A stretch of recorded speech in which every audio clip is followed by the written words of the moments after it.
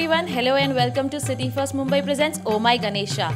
We are at Nupur Alankar's home to celebrate Ganesh Chaturthi with her family.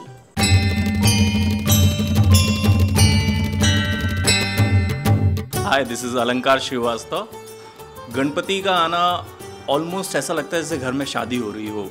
एकदम जैसे शादी में सारी लोगों में एक उत्साह रहता है, वैसे ही गणपति में भी हम लोगों में बहुत ज़्यादा उत्साह रहता है। पूरा साल हम लोग वेट करते हैं गणपति जी के आने का, और गणपति जी आते हैं तो कुछ ना कुछ देके ही जाते हैं। प्लानिंग तो चलती रहती है 1 महीना पहले से, और शुरुआत करते हैं लगभग 3 दिन पहले और फाइनल करते हैं 1 ही दिन पहले। गणपति बप्पा मोरया।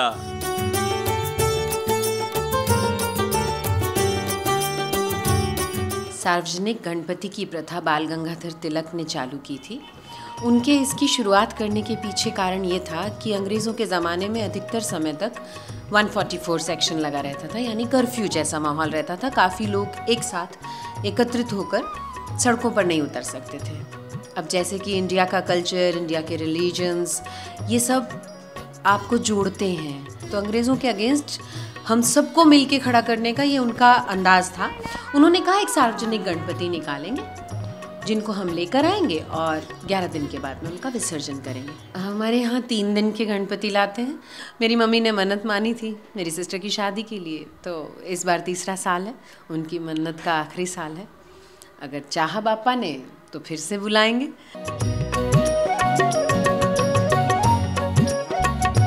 हम लोग गणपति जी की स्थापना और पूजा आरती सब बहुत साधारण तरीके से कर रहे हैं, क्योंकि हम नहीं चाहते कि यहाँ आसपास के लोगों को डिस्टर्बेंस हो।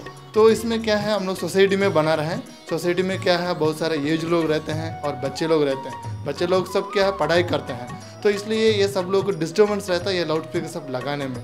इसलिए हम लोग ये फैसला किया कि सब हम लोग सिंपल तरीके से बनाएं।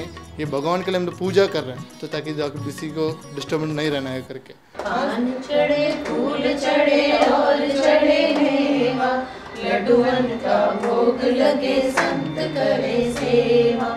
जय गणेश जय गणेश जय गणेश देवा, माता जाकी पार्वती पिता महादेवा। गणपति बाप्पा मोरया, पुढच्या वर्षी लवकर या।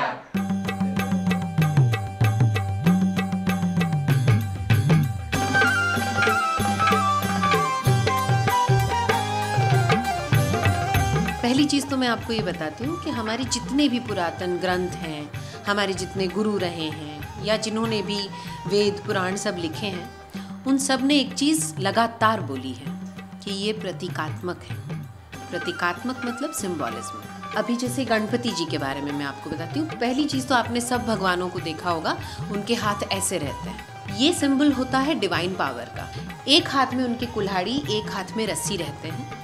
ये सिंबल है आपके अपने विकारों के, आपकी अपनी इच्छाओं के। मोदक सिंबल है ह्यूमन बीइंग का। सूंड लंबी होने का मतलब है आप सांसों पर अपना ध्यान केंद्रित करें। कान बड़े होने का मतलब है कि आप बाहर की बातें सुनें। मस्तक बड़ा होने का मतलब ये है कि आप अपनी नॉलेज को बढ़ाते चले जाएं। गणपति जी का पेट बहुत बड़ा होता है और इसका मतलब होता है कि किसी से सुनी हुई बातें इधर की उधर नहीं करनी। और दूसरी चीज़ देखी होगी, उनका वाहन चूहा।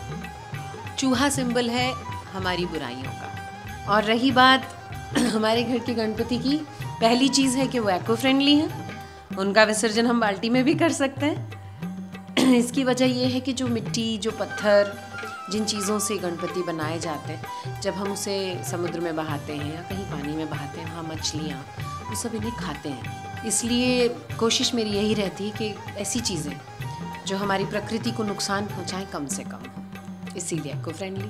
गणपति बाप्पा मोरया, पुढच्या वर्षी लवकर या। Well, here I feel to give a very good message that do celebrate Ganpati in a peaceful way.